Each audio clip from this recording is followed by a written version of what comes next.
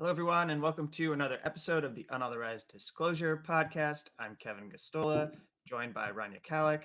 Hey, Rania. Hey, Kevin. Sorry, And I chose this exact moment to fix my microphone. So I yeah, apologize for you're that. making this face like something was about to fall off your desk. Yeah, Uh, it's all good though. All good. Hello, everyone. and our guest for the show, not to step on her introduction, is a co-host of the podcast JENerational Change and a former congressional candidate in the state of Florida. So thanks for joining this show to talk with us. Absolutely. Cool to be here. The first thing that we'll ask you about, since you are in the state of Florida, is anything you want to share about the latest.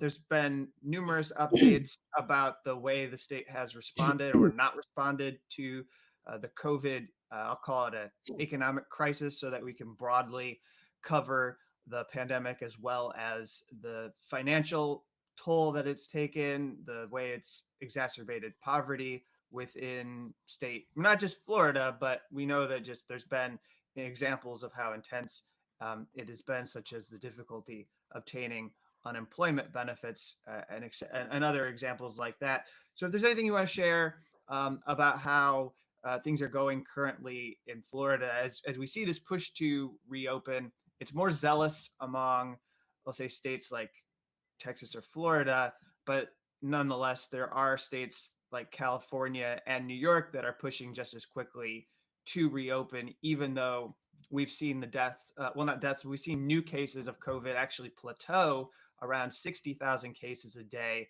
which is, I just want to note, higher than it was during the first wave of the COVID-19 pandemic.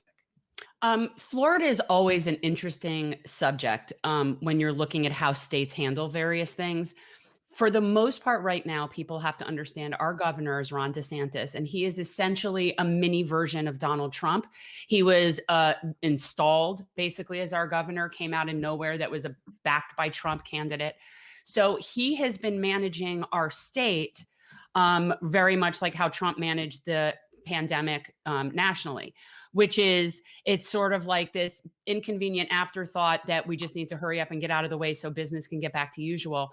But the other interesting thing about Florida that I don't think people realize, and actually a friend who has a podcast, Bo of the Fifth Column, did an entire episode about what somebody from Florida could tell somebody in Texas in terms of Texas wanting to reopen. Florida is an anomaly in that it is a very county-run state. So in other words, when our governor said, okay, we're opening up the schools, our counties were like, yeah, no, we're not doing that.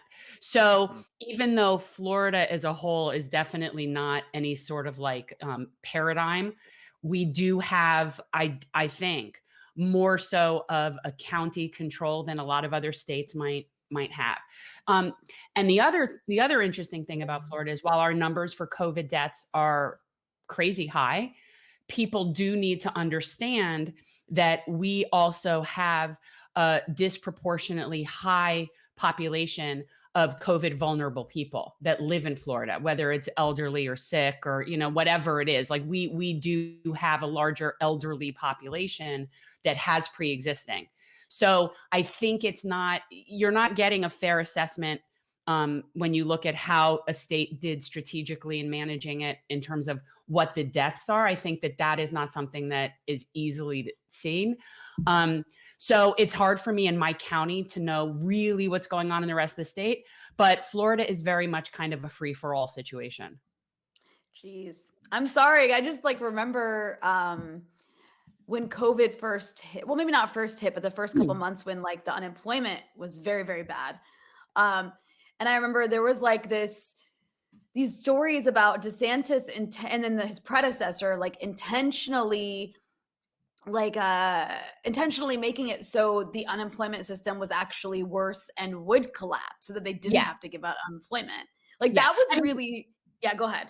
That to me is just very typical of a very red state, where their general strategy is to completely defund all of our services. And basically that to me, I see across the board in red states. But like I said, DeSantis is like a mini Trump. And what's interesting is when you say his predecessor, we have a very, very low bar here in Florida, because as bad as Ron DeSantis is, our previous governor, who is now our Senator, Rick Scott, was infinitely worse. So as bad as this is, we actually, DeSantis's first year, we were all kind of like, hey, he's not so bad, like it's just, but we have sort of like battered spouse syndrome in Florida. So we don't really know any better, but yeah, we're used to those kinds of shenanigans. We get it in our state legislature. Well, we're just a very red state. So any of those sort of Republican strategies of taking away from public sector, privatizing things, profiting off of all of those kinds of policies are definitely what's going on here. And so let me also ask you what your view is, since you engage in all of these political issues. What do you think of this push to reopen? What do you think should be the responsible way of getting things back? I mean, obviously, vaccination seemed like one of the more critical elements, but then there are other things that people need to know about coming back to, however we feel we can go back to the way things were before COVID. I think there's a lot of things that people aren't paying much attention that have been impacts of the pandemic. I have some mixed thoughts a lot on this in terms of how this should have been handled from the beginning. There have been places, I know that Sweden is one of those places, where they never shut down, and their numbers are not any worse than places that completely shut down. I believed, and this is what I believed in the very beginning, that had we just installed a mask mandate and social distancing and responsible behavior, that we wouldn't necessarily have needed to shut down. But that also presumes a society that has concern for the collective. In this country, we don't have concern for the collective. It's a very individualist, I got me mine, you pull yourself up by your bootstraps mentality.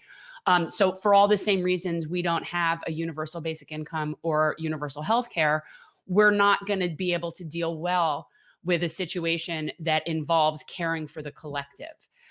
But so as far as states opening or staying shut, I have yet to see what I consider valid, reasonable scientific evidence that demonstrates that either strategy has been effective.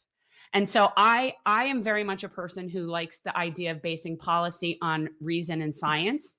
It's crazy. And I feel like the majority of our COVID policy has been based on fear and profit.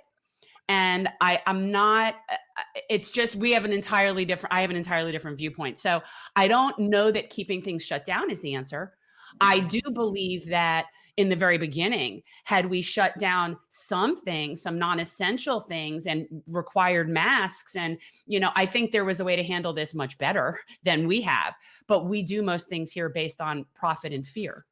So I mean, like, I don't agree with how this has been handled since the first place, but I would need to see some numbers regarding the different strategies and what has affected them. And we're not getting any sort of reasonable discussion regarding that. It's all very taboo. And it's all very culture war partisan, right? Like, it so quickly was politicized into like, this is what Republicans think, this is what Democrats think. And there's like no nuance and no taking into consideration, like you said, the science. But on that note, like, I'd love to hear your thoughts on this, as well as yours, Kevin, because, we have this COVID stimulus bill that was just signed by Joe Biden. And if you look at the media coverage of it, I mean, they're acting like this guy's a communist or something. They're like, Joe Biden, crusader of the poor. And so, like, to be cash. Right, showering them with cash, like, money. Right. I wish he was a crusader for the poor. And like, that's not to say that it's not an important piece of legislation, that it's not going to help people. Obviously, any help is good in this situation because people are really struggling. So we've got these $1,400 relief checks that should have been $2,000, but we're supposed to have, settle for that. And it's means-based, I believe. We have $300 a week unemployment, which is down from the $600 earlier. And Democrats kind of negotiated, made that compromise, but I don't know who they were compromising with because no Republicans voted for this bill. That is what we talked about last night. We were trying to figure out, who are they negotiating with? It's like they're just sitting there negotiating themselves down. I don't know. I don't understand. The Republicans said they weren't going to support the bill, and they ultimately didn't. So what were all these right-wing compromises for, right? But the crazy thing is, so you've got, if you've been reading the pieces that have been written about this, the conversation that elites in Washington are having and like bureaucrats are having is they're concerned, particularly the ones with a more right-wing economic ideology, are concerned that these benefits will be permanent, right? And they're like, because, once you give Americans a little taste of what they deserve, they might like it and demand you keep it. So there's that concern. But then there's also the celebration that, this is going to cut child poverty in half. I don't know where that statistic is coming from or if it's even true. But if it is true, what it demonstrates is that all this time we could have cut child poverty in half and didn't. Like, it's just, I mean, there's just this relief bill, like the conversation happening around it's like state propaganda. Yeah. In the worst way, it's like all these people laugh at other countries and their state-run media outfits, but like, how is the Washington Post or the New York Times any better when they're not looking at any of this with a critical eye, or except with a critical eye of, well, this might be too much money for the poor, you know? Well, you're when you're talking about state-run media versus corporate-run media, you're splitting hairs. It's 6 of one, half a dozen of the other. When your state is run by corporations, then corporate media is state media. It's all just, it's semantics. So we are absolutely, all I can ever say is I wish that the government was as socialist as the media portrays them to be. Like I would love to have Joe Biden be that guy, but he's not. And I want to just also point out something that we noticed in the bill that you might not have realized, but not only is that $1,400 means tested, okay, there is also a provision in this legislation that says that it can go right to your debt. So it is not being shielded from debt collectors. So a lot of the people that are going to get that $1,400 that have been living in arrears for like the past year, they're not even going to see that $1,400 because it's going to go right to their debts. So it's means tested and then some. So how they're celebrating this is just what you're saying. It is strictly corporate propaganda. Mm-hmm. It's actually like a good, the point you made about the debt collectors. I didn't see that until earlier today. I saw an article about that and I'm just like, what? Like, you're going to allow this to be garnished by like, what's the point of this? Like, what is the point of this relief? And how is it? I mean, it's all just so like, we have this unbelievable unequal system and it's always been this way with almost no social safety net. And this pandemic has demonstrated how vulnerable everyone is in America, except for upper middle class and like really rich people, how vulnerable everyone really is to just like, hitting rock bottom so quickly because the state has almost no strategy in place to mitigate people from falling into poverty. And they don't care. No, I think that's the point exactly. I mean, it's not that, they don't have anything in place to mitigate it because that's not what their concern is. It's like when you have a corporation, their sole purpose is to make profit and serve shareholders. That's it. That's their purpose. Their purpose isn't to be kind. Their purpose isn't to be generous. It's not to help the collective. Their purpose is profit. And we essentially have a government that is a corporatocracy. So every single decision that is made is based on maximizing profit for the ownership class, for the elite class. Every decision is made that way. So I have reached a point now where with every piece of legislation or everything, I don't even presume good intent. Like it's not even that there's a good intent. There is no good intent. The intent is simply maximize profit. And that is always going to be at odds with human needs and a baseline of human existence. And that is where we cannot seem to get a foothold in this country. And I always say, for me, I don't necessarily care how rich the rich are. I'm infinitely more concerned with how poor the poor are. So if our baseline was a living level of dignity, then I really wouldn't care that people had gold-plated fixtures on their private jets. Yeah, Like I wouldn't give a that shit. wouldn't Yeah. you know. So it's really we focus so much on this sort of like the rich like to make it be like we're vilifying the rich. And I'm thinking, no, I don't care. You guys could have as much money as you want to have if you can do it without screwing all your people. But You I know, guess they I don't can't. I don't think think you can have, I don't, at the end of the day, like what it seems to be is that you can't have 5 yachts. no, You can't have 5 yachts and an equal system. Like you have 5 yachts because there's extreme poverty, correct. right? Like And I'm it's not saying all you shouldn't part have of it. like, right. Like it's like Yeah, those two things are so deeply connected. Like they're literally stealing from the majority of people. And that's why they're rich. Like these people have companies that they don't pay their workers living wages. And correct. that's why they have 18 homes, you know? Right. And those same Um, people control the media right. and they control the narrative so that you've got people that actually believe that if you were to give us a $15 minimum wage, that would increase unemployment, right? Like they have so successfully, and it isn't just with that, it's with everything. We have been so propagandized with corporate talking points that people truly believe that Mhm. the budget and the debt and the deficit is all like a household and you got to balance the books and we can't Gotta have tighten your hoarding, belt. and we can't do, and that's just nonsense. It's Yeah. nonsense. And so we have an entire system of information that's predicated on economics that is not real. Mhm. So when you have people sort of snow job that way, it's very easy to convince them that we can't afford these things. Right, and I have family who are educators who have pointed out, they're in Indiana, who point out, they're running the state like a business, but this any state's not there to make money. Like no state has to make money, and none of them are producing anything. They're not marketing anything to anyone.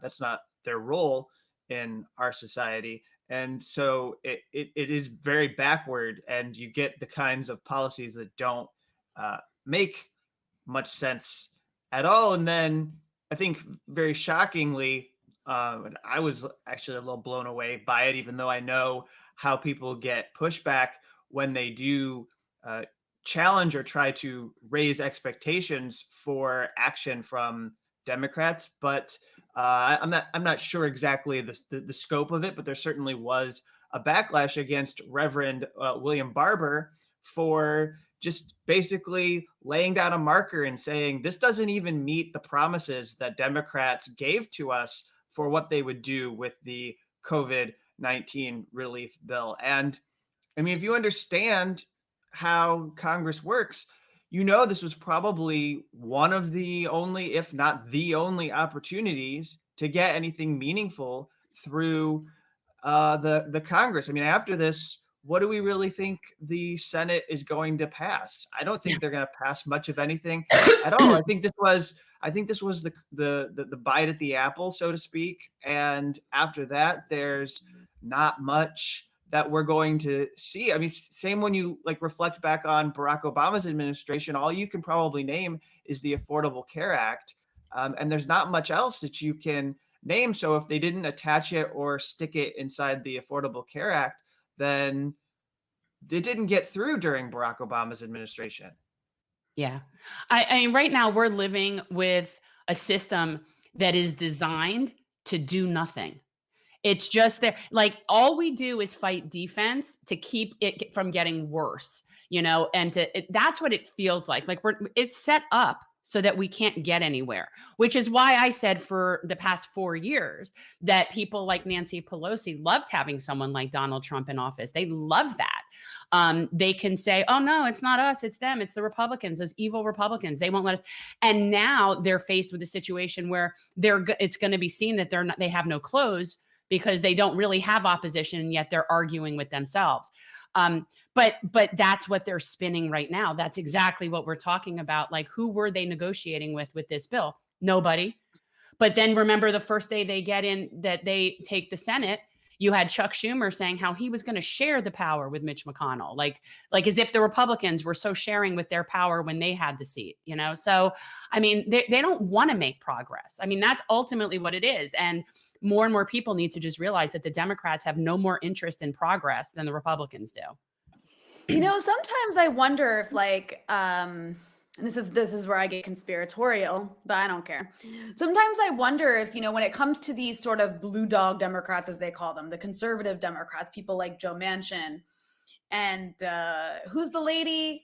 Kristen Sinema. Thank you. The one who, you know, infamously did the thumbs down last week, and everybody rightfully despises now. These kinds of Democrats who are basically like, I don't know why they're not Republicans. But then again, maybe this is a lot about who Democrats are. But, you know, it's like when Democrats are in power, that's what they use. So like when someone like Trump is in power, it's, oh, we can't do anything because the Republicans are in charge. But when they finally have power, the way they get out of actually following through on all their really empty platitudes about how they want to help the working class and middle class Americans, the way they get out of doing that is with people like Joe Manchin. Like they need him. I could totally see like a backroom deal where it's just like you use people like Joe Manchin to just repeatedly obstruct anything that will actually help the majority of people, but maybe isn't to the benefit of the corporate donors of the Democratic Party. Right. You're talking about controlled opposition. And when you talk about being conspiratorial, I've even gone as far into my head to think of the progressive people as part of controlled opposition. And when I say that, I mean like when I felt in the 20 election that Bernie really didn't fight and he stepped aside a lot easier, you know, after clearly being cheated in the primaries, that's when my mind starts going there, where I'm like, maybe it's all just controlled opposition. Maybe none of that. Maybe that's the bone that they threw us to say, oh, look, we can be progressive. We can have a progressive side to us too, but yet rein us in. I mean, so I don't know that it's that conspiratorial. I think it's just all strategy, and ultimately all roads funnel to the same corporations. And that's really what it is. The Democrat-Republican thing is a facade. That's not a real distinction. The distinction is whether somebody is corporate or non-corporate. And that's where you see it in terms of how legislators vote. It's based on their corporate affiliation. Well, yeah. And I think the thing that I took away from the 2016 election, which is probably going to forever be true, is that it looks like there's a difference between how the Republican Party and the Democratic Party responds, because the thing that the base of the Republican Party wants doesn't threaten capital. Like there's nothing that the base of that party is demanding ideologically of their representatives that is going to fundamentally, you know, hurt the wealth and the ability of people who are those, let's say very broadly, right-wing oligarchs who want to maintain their control. But on the other hand, the things that we do demand, while they, you know, I think you could go to people on the left who are steeped in their ideology, they would question whether we go far enough, but nobody would debate that there are things that are demanded that threaten the power and hold of those who are, you know, just who are elites. Things that Bernie Sanders proposes, we know that those policies that were popularized are things that threaten them because of how viciously they tried to and succeeded in stunting his campaigns. And so that's just to say that it doesn't. There's not really much of a difference. It just looks like there's a difference. It looks like one party responds to their base while the other one doesn't and tries to suppress it. But when everything is done, when you get to that final phase of any electoral contest presidentially, also to some degree on the congressional and Senate levels, the idea is just to funnel everyone into that final nominee who is going to represent that corporate class interest, right? Yeah.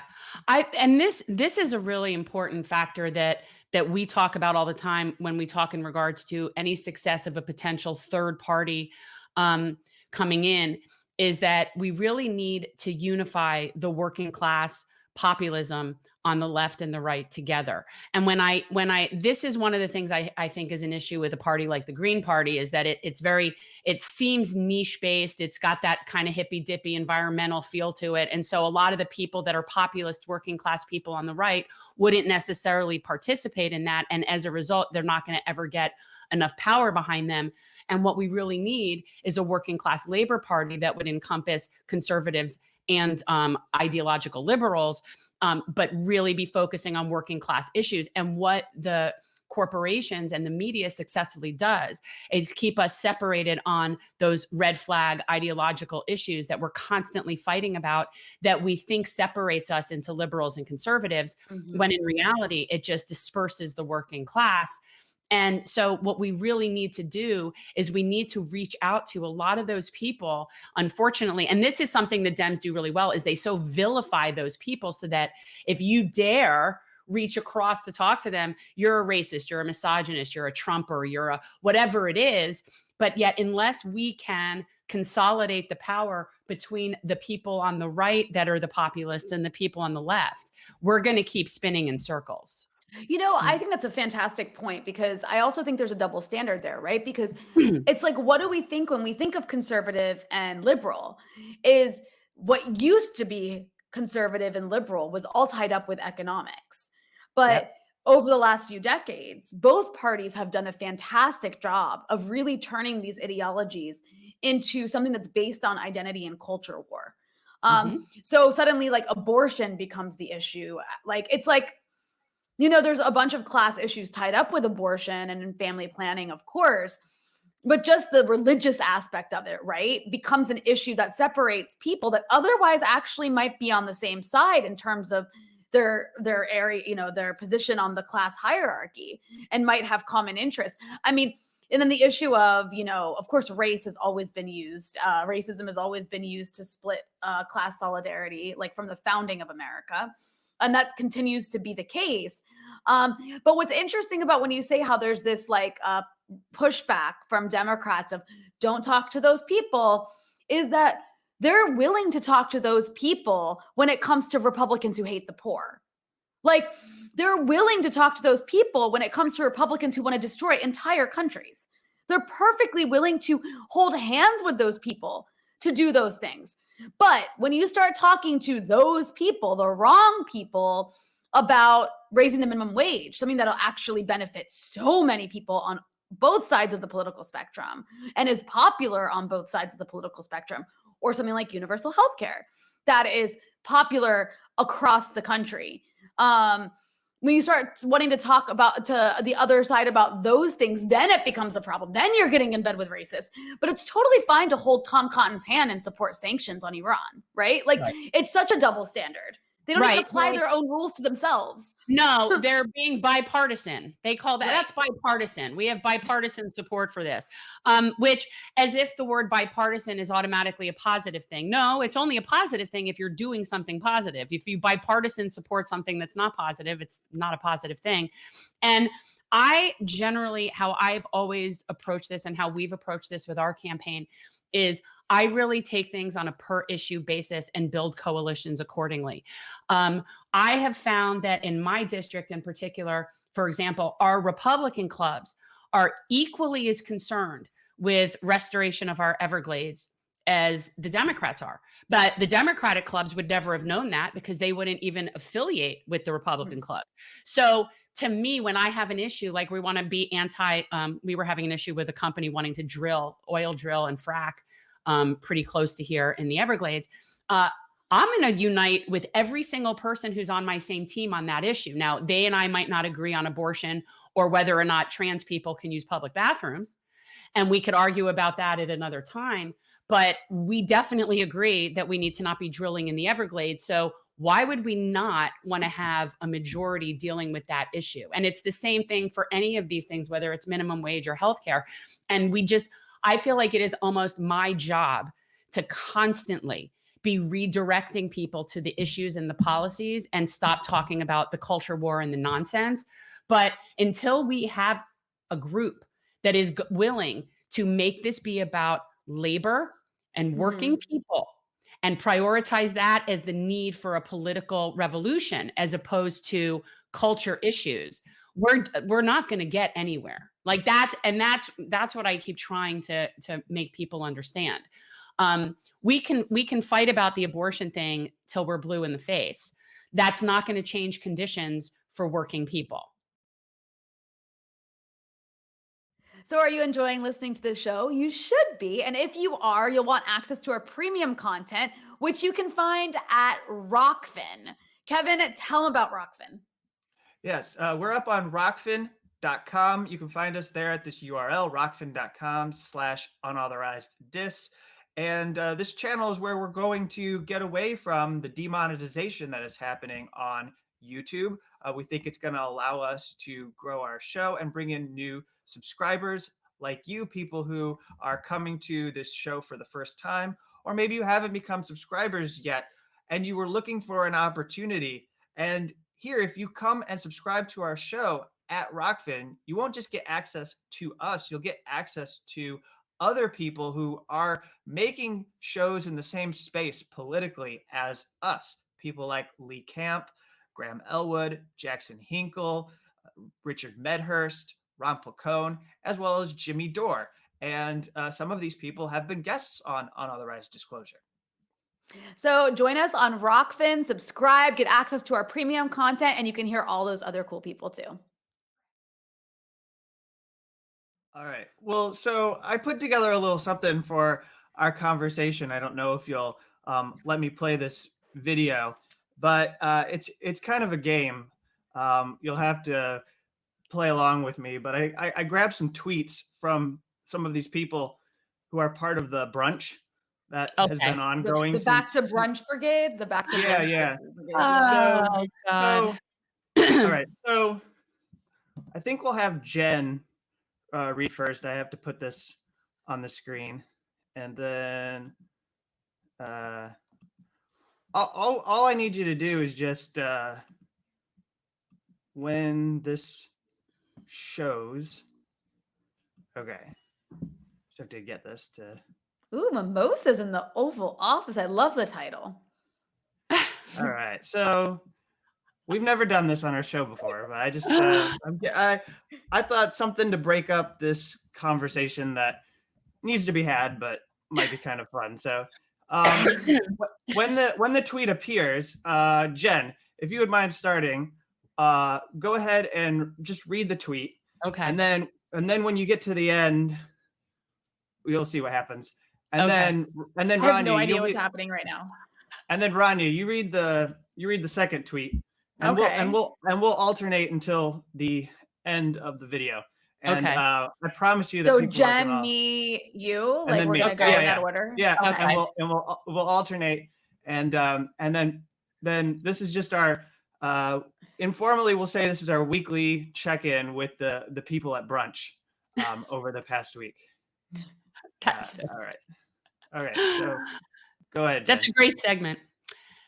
It was so cool to watch a presidential speech without a knot in your stomach and a throbbing headache. Hey, you have even taken a nap, missed it, and not had to worry about something awful happened.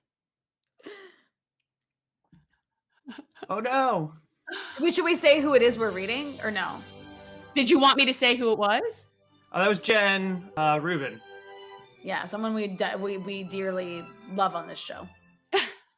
We're huge fans. Now go, Rania. So, one thing that I hate about this hyper online era is that we're so aware of every twist and turn and minor setback in a big legislative fight that when a major bill passes that will drastically improve the lives of billions of Americans, we can't just smile and enjoy it. That's Ian Millhiser. I like these in between West Wing. For those who can't, those who are listening on audio, he's immortal, Rob Lowe. All right. What was so striking, this comes from John Heilemann on MSNBC, was that today was the sight of the Clintons and the Bushes and the Obamas, the Avengers, Marvel superheroes back up there together, all in one place. Someone shoot me. Can someone shoot me right now? Oh what? Did the Marvel Avengers move into a $14 million estate in Martha's Vineyard? All right, Jen, read this one. One of the simple, enduring images of the day, Kamala Harris's God. hair blowing in the wind as she took the oath.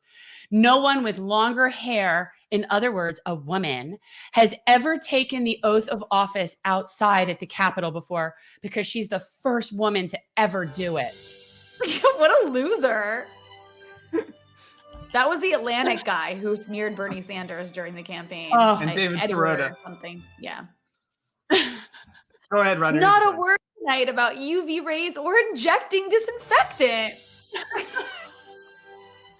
These are like the cringiest. Today is the day Biden continued to be president. That was also yesterday and tomorrow.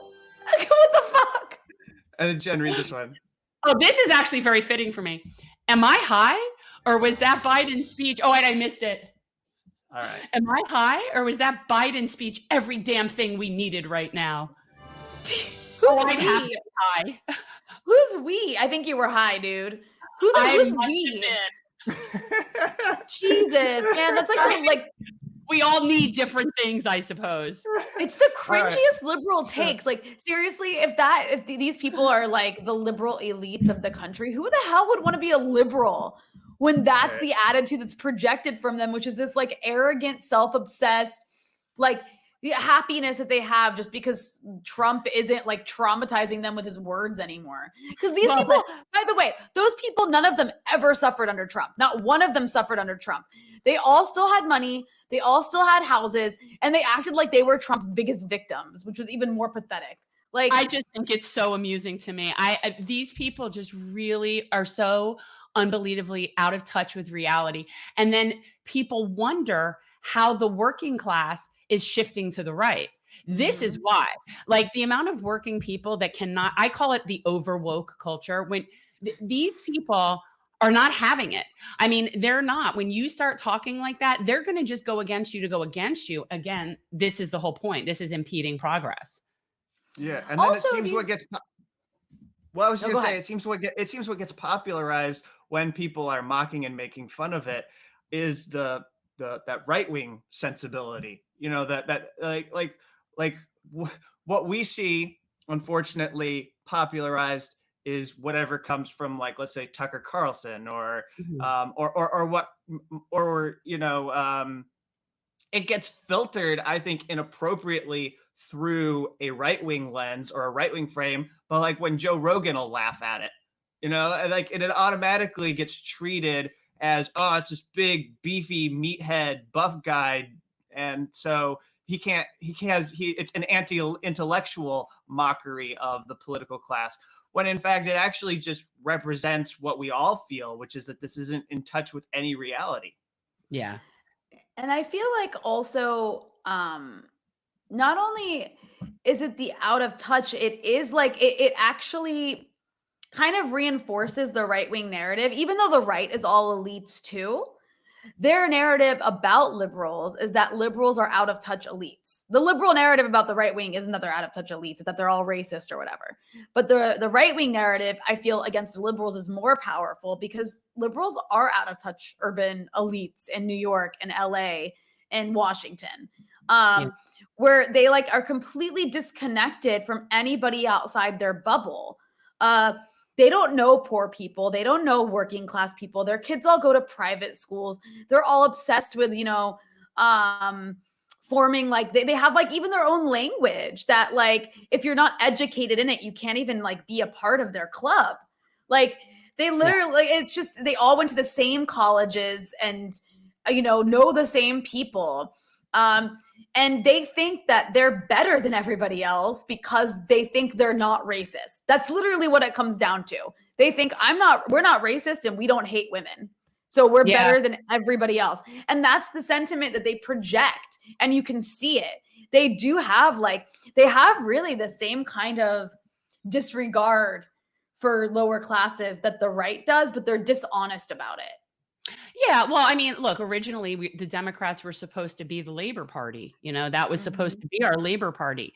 And, really the turning point started with Reagan and the air traffic control workers. And there's been this long line that has been completely disenfranchising labor and unions, and the corporations have stepped up to fill that void. And that's what we saw really with Clinton, was that was basically when the unions were no longer really the backers of the party, and now it's just as corporate, but they still needed to maintain this sort of labor solidarity messaging. And there is this huge disconnect between what the policies that they push and what they're trying to project themselves to be. And more people, and specifically people that are more conservative, see right through it. And the elitism and that academic elitism and that whole thing is so disgusting to so many people that they are basically forced to go to the right because there's nowhere else for them to go. Mm-hmm. There was an episode that happened in the last week that I think we should raise with you, since you occupy this space with us of following the insurgency among the Democratic Party, and I think it was actually kind of dramatic to a lot of people. So in Nevada, the entire state Democratic Party, its leadership and everything left, and as I understand it. You can flesh out some more of the details for us, Jen, but they looted the accounts of the state party so that the funds were no longer available. And there's another aspect of this that I'll leave out for the moment, but let's just talk about the election itself, which people rightly pointed out that so many thought these party officials would just be coronated into these positions and they wouldn't have any legitimate opponents they needed to convince others to vote against. Yeah, this is something that we've been talking about here for a couple of years, because essentially what they were able to achieve in Nevada is what needs to happen in any place where the people are working to basically, what we say, pull the party to the left. This is basically now the new blueprint for what needs to happen in the state parties going forward. And it is a local thing that happens, because when you become a precinct person, a committee person, you get involved in your local DEC. When you start to do that and start to work your way up to the state level, this didn't happen overnight. Like, we're getting the news, last week this happened. This is something that they've been working towards for 4 years, infiltrating the party and really working their way up to do this. It's brilliant. It's something that other states definitely need to take notice of, and other progressives that are trying to work within their state parties. But basically, the leadership who always claims we need solidarity, we need to all get behind whoever the centrist is, we need to all support Joe, we need to come together as Democrats. They just now proved that that is a whole bunch of bull for them, that they are not about solidarity, they're about centrism and corporatism. Because if they were about coming together and blue no matter who, then why can't it be our shade of blue? Why does it only have to be your shade of blue? So basically, they took their money and went home. They took their toys and they went home. And I personally find it great. They can take their money and shove it. We'll figure out our own sort of financing and whatever. We don't want them or their filthy money. Right now, the state of Florida Democratic Party's two biggest sponsors are Walmart and Big Sugar. So if we were to be able to affect some sort of similar takeover and our leadership took their money and left, I would just say good riddance.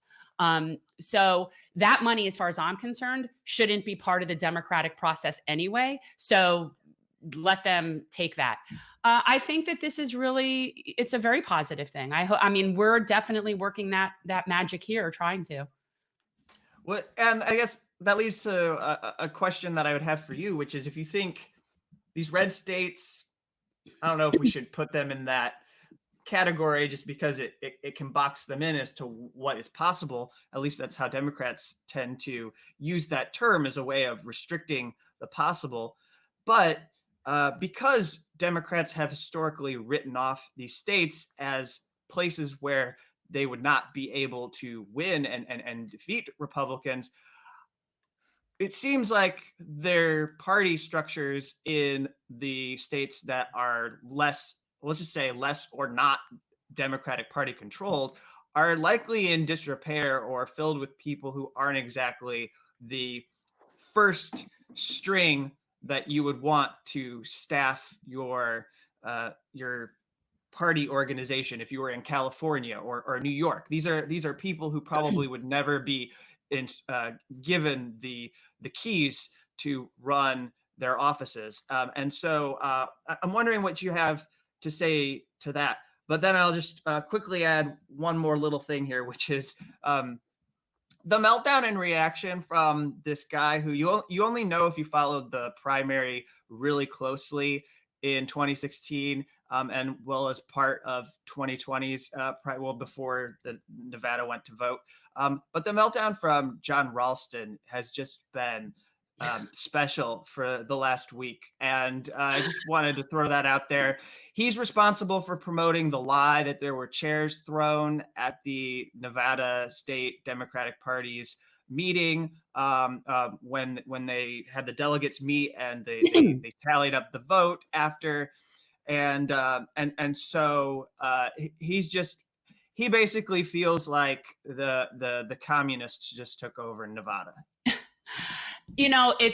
Florida is definitely, this is where I don't understand why people call it a swing state. It's not a swing state. It's a red state. We have 67 counties, all but 6 of them are red. Our Democratic Party state infrastructure is incredibly weak because it only exists in 6 counties. So when you're looking at that, and it's funny because the people that are inside that Democratic bubble, and specifically I'm in Broward County. So you've got like Dade, Broward, Palm Beach, a few other miscellaneous blue counties, and that's it. And we live in this bubble. It's like we have delusions of grandeur about how, powerful our party is. Our party, the new head of the Florida State Democratic Party, is actually a Republican.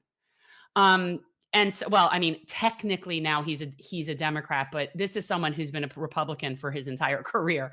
So, I mean, it's very true what you're saying. But for people like me, like what my goal is, yes, I understand that the goal of the party is to get as many Democrats elected as possible.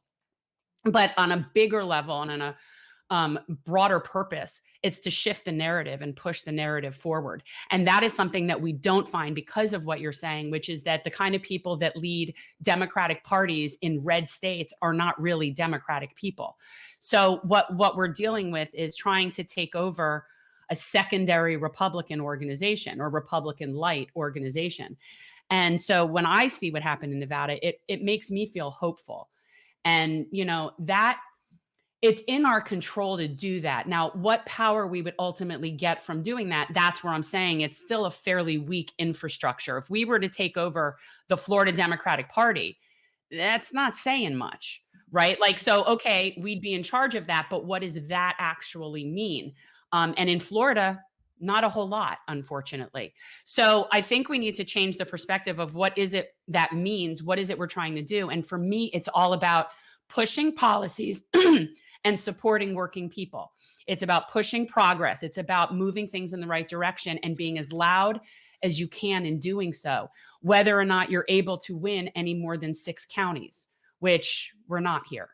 The thing that's also striking that we haven't talked much about is the capture of labor that the Democratic Party does have. And I feel like in our wide-ranging conversation about how everything has unfolded over the last year, it's important to raise them because there's not if you look at the more powerful unions that have decided to link their horses to the Democratic Party and make them be the end all be all to where they go as organizations and where this country goes ultimately.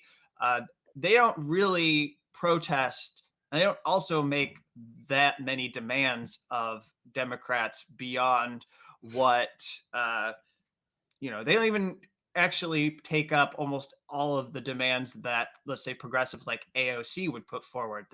They're usually pretty meek about what they ask of the party. And, meanwhile, you have things happening that I don't believe anybody running these unions is endorsing or supporting. It's just kind of organically taking place, like in Alabama, where they're trying to unionize the Amazon. And like that's vibrant and real labor energy within the country. But these institutions that claim to represent labor haven't really had that energy for decades, it would seem. Yeah. I mean, like I said, the final nail really in the coffin was the air traffic controllers and Reagan when he shut them down. That should have been the impetus for a general strike at that time. And essentially, because of the way that was handled, that was like the neutering of labor. And then what happened is then the Democrats were no longer getting their money from that. They start getting their money from corporations. So now our unions are so incredibly weakened in this country. I mean, Florida is a right to work state. So we essentially have zero labor power here.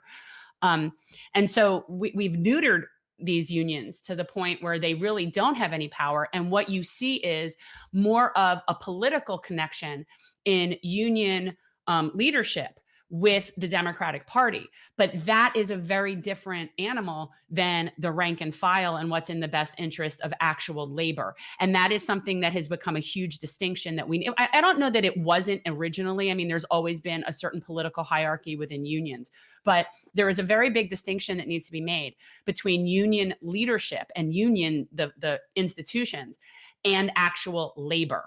And those are not always the same interests. And what I have seen happen since we've seen unions become so weak, what we've seen is that union leadership is much more politically affiliated and involved with what is the Democratic Party, but those interests are no longer what is best for those interests are no longer to serve the rank and file. So there has been this sort of separation within unions as to what their real purpose is and who they're really serving. So even I would say Democrats that are supposedly really pro-union, you need to almost take another look and go a little deeper and say, okay, but are they pro-labor? Because those are not always the same thing. And so I always say I am always pro-labor. I am not always pro-union.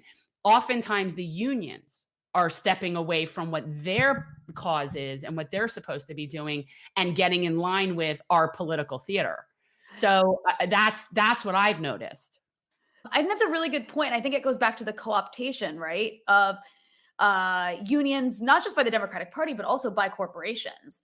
And it's kind of like how corporations also have taken over the Democratic Party. They just kind of run everything, and the union bosses are kind of in bed with them. Yeah.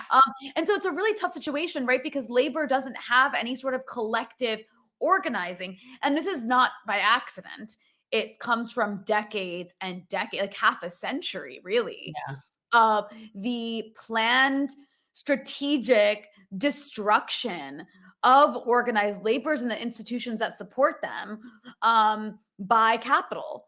And I mean, that's at the end of the day, that's what it comes down to. And that's why things today feel so, I don't want to say the word hopeless, but it can give you that feeling because there really isn't collective organizing taking place on a massive level that we need right now. There's more of this kind of isolation. And of course, COVID's made it worse, but there was already this kind of isolation and alienation because nobody has an organization they can turn to that has that collective mentality. It's like you're on your own. That's what it feels like. And I think that goes to back to what you were saying earlier, which is why we need that political organizing from some sort of party, group, whatever, that places at its center the issue of labor. Yeah, because the reality is that the powers that be have done a really brilliant job at dividing us. We know that. I mean, that's just the most common strategy of any sort of, elite structure is to keep the peasants fighting amongst themselves. But I feel like if anything, like what I would love to see happen in my lifetime is we need a general strike. We need a general strike. We need a general strike, especially in states that are right to work states. That whole right to work concept needs to just get completely upended and turned upside down. I think that I wish we had yellow vests that came with our cars here because I think that would make this, a little bit easier to really pursue. But when the air traffic controllers got cut at their knees, that is when every other single union needs to take to the streets on their behalf. And that would have been that point in time. And since then, it's just been so much more eroded. But yeah, this is something where people need to realize that we are all in this same boat. Unless you are one of the people that are in charge, you're not in that club, And so we are all on the same team. And I just feel like that's my contribution is to constantly be promoting this this idea. And maybe that'll come from the People's Party. I don't know. I don't know what their strategy is in terms of who they're reaching out to. But in my mind, any successful new movement has got to be labor-based. In fact, that's the only way I think it can happen that will get real change, is when the labor unions all come together, and then people that, whether or not they're unionized, stand with labor. That will be the single greatest pull of people together to make a movement for change. So I really see this intersection between just generally the have-nots and the labor movement. Those things need to come together. So I just have one more question for you, and this could probably fill an entire episode, but I'm just interested in a little bit of your thoughts, since we have you and you're based in Florida. What do you think we should learn from what happened during the 2020 election, where it seemed they had allowed the Republicans to poison the election with a lot of rhetoric that was anti-socialist and was doing this kind of baiting, making Democratic politicians seem like they were aligned with figures that the Democrats are actually complicit in presenting as, dictators of the world, even though what they do as far as government leaders is far, far more complex. Definitely not any more dictatorial than Donald Trump, for example. So, Yeah. but what do you think the takeaway should be of how the Republicans were able to, it seems, have some success and still are using this, it seems, rather effectively of baiting Democrats into running against socialism? Yeah. I don't know that it's as much of a Republican point as just a corporate point, because we get that very much, especially here in Florida, from centrist Democrats. We get fear mongering all the time. Remember, we have a very large Cuban and a very large Venezuelan population here. Oh, we know. And yeah. And so, yeah. And so fear mongering about socialism and also communism, which a lot of people throw together. It's, whenever I see that, to me, it should just be sort of like the poster or the commercial for our education system in this country. And what that has degraded to is that people just use terms like socialism and communism and fascism, and they have no idea what they're talking about. But this is a talking point that we've been fighting for years. And we're going to just have to continue fighting this talking point. I do the best that I can to educate people and undermine that narrative as much as I can undermine it. And regardless of whether or not somebody agrees or disagrees with what's going on in Venezuela, or whether or not you support Maduro, most people can at least get behind it's not really our business, right? Like, really, that's not our business. And most people don't want to be engaged in war. Most people are ignorant that we're even doing the sanctions that we're doing. Most people have no idea what we're doing. But that talking point, that fear-based talking point, unfortunately, is something we're stuck with. That is something that we are going to be stuck with, that until essentially the older generation dies. Yeah. And that's part of what we call generational change. When we look even at a micro level here, and I look at like the young Cuban population versus the older Cuban population, it's a huge difference. We're seeing a much bigger increase in what I call blue Cubans than when I was growing up. There were no blue Cubans. That was not a thing. And so we are seeing the younger generation. It is much more of a generational thing than anything else across cultures. And so we are seeing a shift. We are seeing, and a lot of that also has to do with where young people get their news and get their information. Young people are not sitting and watching CNN or MSNBC.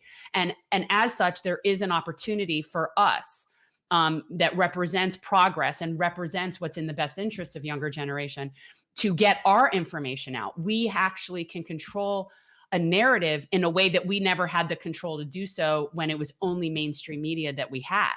So that, to me, is where we see our strength, is our ability to push our narrative, because we're not going to really be able to get rid of theirs, We're not going to be able to block that narrative. So the only way to really, and I wouldn't want to be honest, I'm a pretty First Amendment absolutist, but the best way to balance that information is with our information. And so that's what we're trying to do. That's what my show's doing. That's what your show's doing. I mean, that's really what this is about. And I feel like if every day I get one more person to understand that this is all just talking points that are being sold to us to keep us in line, then that's been a good day, you know? Mm-hmm. Well, so why don't you tell people where they can go to find your show, and feel free to promote or plug anything you would like, and that's how we'll wrap. Okay. So our show is called JENerational Change with a J. I did not come up with that. My campaign manager did. It does seem very self-important, but it did lend itself to a kitschy title. So we're JENerational Change. We're available on Spotify, iTunes. We're on YouTube. We'd love people to subscribe on YouTube. We have a Patreon page. We're just building. We don't have enough subscribers yet where we could have our online merch store. So we're working our way to that. People can follow me on Instagram and Twitter at JenFL23. And we always have stuff going on. I have a local volunteer organization called GenCore. That's what I've got my, here comes the sun. Basically, our campaign kept our volunteer organization that was our canvassers, and we've always been a service-based campaign, so we just still have GenCore going. So we do community garden, we do food distributions, we do beach cleanups, we do all sorts of stuff. We encourage everyone to go to generationalchange.com. You can sign up to be a part of GenCore if you're local. If you're not local, we also love people to get involved, because like right now we are directing people to be phone banking for candidates. We've got people phone banking for Nina Turner. We want people phone banking for Lee Carter in Virginia. So, whenever we promote a candidate, we also want to link people so that they can help them as well. And we are all about transforming politics into service. Sounds good. I have a little announcement. Can I follow up with Yes. what you were saying? I just realized I haven't said it on the show yet. It's more of a personal announcement, but I'm leaving Soapbox. Rania's no longer at Soapbox. I will announce next week where I'm going. It's not really like something I want to publicize quite yet. It's totally like on a positive note that I'm leaving Soapbox. It's not like something really dramatic and awful happened. Right. I just want to get back to doing this sort of journalism that I used to do, which I haven't been able to do in a long time. And so I'm really looking forward to it. And so I just wanted to let you're coming on next week. You're coming on next week on my telethon live stream, and you can talk about that. Yeah, that's right. Yeah, that's accurate. Yeah. And I can and then you can introduce me as where I'll be. By then it'll be like a public thing, and I'm really excited about where I'm going, and I'm really excited about all the work I have planned. So that's awesome. Yeah, I just wanted to announce I'm joining as well. What? Are you coming? You're coming on our live stream too? I'm joining as well. I'm going to be on after you, Rania. Oh, awesome. Yeah. So for anybody, it's a good opportunity to announce that. I'm doing a huge telethon live stream on the 20th for Pardoning Assange. It's from 2 to 6 Eastern time. We specifically did that so that friends across the pond won't have to be up in the middle of the night, and our people in California don't have to be up at the crack of dawn. So it's 2 to 6 Eastern time, and we have a variety of people. I've got one panel where we've got John Kiriakou and Medea Benjamin. We have Chris Hedges coming on. It's going to be really cool, and really our goal is we are going to flood the Department of Justice with calls and emails and letters telling them that they need to drop this case against Assange. Yep. And this is really important. I'll just take 20 seconds here to just quickly put the exclamation point on your announcement, because people need to know, whatever you think of Merrick Garland as Attorney General, whatever clips you've seen of him and however he makes you feel, just know that the Justice Department has only supported the Assange prosecution in their transition. Like in the transition, the deadline to file the appeal came, and they had yet to confirm Attorney General Merrick Garland. So even Julian Assange's partner, even his partner, Stella Morris, doesn't fault the DOJ for continuing the appeal. What she does say is that now Merrick Garland is Attorney General. It's his responsibility to drop the charges. So this is where it begins. This is now when Joe Biden owns this prosecution, and it's up to us to get him to back down. Yeah, this has been something that I've been stressing about for like it seems like 10 years now. Yeah, it has The been that long. Yeah, But the gravity of this situation, I repeat it constantly. I cannot reiterate it enough to people that the prosecution of Julian Assange is the end of our First Amendment. I can't be more, and I'm not being hyperbolic. I don't think people understand the gravity of this. So this is a massive thing for me. I'm very happy to be doing this. Katie Halper is going to co-host with me, which is fun. I thought, especially in terms of being able to take a bathroom break, it would be nice to have another person sitting there. I mean, 4 hours for me is pushing it. So, yeah, so 1 hour for me. I like. yeah, I mean, I get antsy, but Yeah. so I'm really excited about it, and I'm very hopeful that we can make a dent. I don't know. Sometimes I'm almost jumping out of my skin about the Assange issue, where I just don't even know what I'm supposed to do with myself. Like I don't even know what to do. So this is what I'm doing, and so next week we're going to have a nice long telethon, and I want to be clear that we're not just going to be talking about this. The function of it is to encourage people to call, but like anything, we can talk about other things. It's just a matter of keeping people interested in promoting the idea. I don't want people to think we're talking about Julian Assange for 4 hours. Well, from my experience, there are a range of issues that you can cover. Yeah. Related Yeah. to Assange or tangential to the The issue. just within this frame, it just opens up so much. So I don't feel like we're just going to be giving. You're not going to just be giving his biography over No. and over again for the next for 4 hours. So all right, and just a little polite jab to Rania. How do you plan to help your opponents cope with the fact that they won't be able to link you to Russia so easily anymore? That's a good question. It did cross my mind. That must have been a very upsetting thing for them because I did tweet. Are you a Russian therapy? agent? Are you offering therapy? Are you gonna Well, I like to think that me being a Kremlin agent goes with me forever. Like you never stop being a Kremlin agent. It's just That's like a true. part of who you are, right? Like I'm an Assadist forever. Like I can tweet about my favorite flavor. Even if you stop working for them, you're still somehow working for them. It'll always be thought of. You're always going to be a Russian agent. Always. It's just who I am, you know, as not like apologist. What my parents wanted me to be when I was born. They were like, our little Lebanese American child, Rania. We hope one day she'll be a Russian agent, and their dream came true. And here I am today. But no, it'll be interesting to see how the Atlantic Council responds. They'll probably just forget about me. Oh, that's a little sad. I don't think they'll forget about you. No, you're still very relevant. I put in the work, you guys. I put in the work. Anyways, I am, but honestly, I'm like so thrilled about where I am going, and I can't wait to like shout it. So that's exciting. That'll happen soon. But I guess I will, and I'm really excited also to come on next week and to be a part of that. It's such an important issue, and